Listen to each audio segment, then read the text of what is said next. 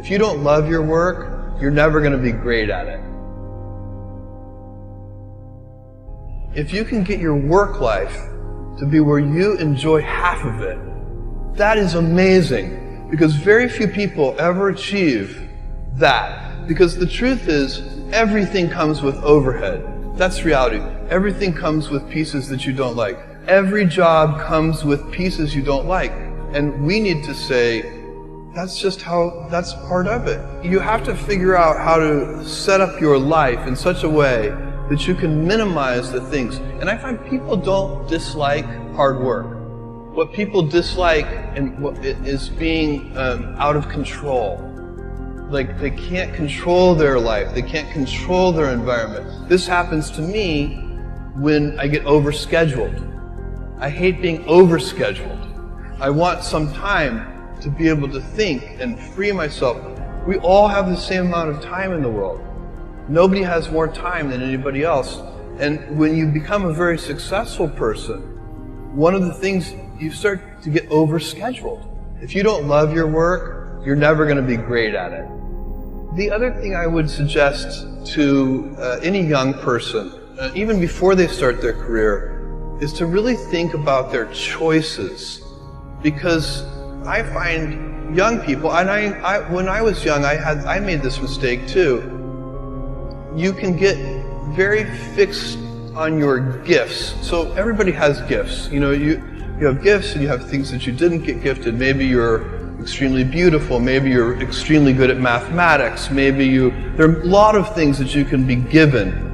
But those things can confuse you because they're not the things that construct your life. It's your choices that construct your life, not your gifts. You can celebrate your gifts. Be proud of them. Be happy of them. Actually, don't be proud of them. Be celebratory of them, but you can't be proud because they're gifts. They were given to you. You didn't earn them. You can only be proud of the things you earn. And so, as I got older, I started to realize I wasn't proud of my gifts. I was always good at school. School was always easy for me, and I was always proud that I was a great student. I got A's in all my classes. I was good at math, all of that. And I thought that's who I was, but it's not true. Those are the things that are gifts. What was hard for me is deciding to work hard, deciding to use my gifts in certain ways, to challenge myself, to do things that I didn't think I could do, to put myself in uncomfortable situations. You can choose a life of ease and comfort, or you can choose a life of service and adventure. Which one of those, when you're 90 years old, are you going to be more proud of? Tomorrow, in a very real sense, your life, the life you author from scratch on your own, begins. How will you use your gifts? What choices will you make?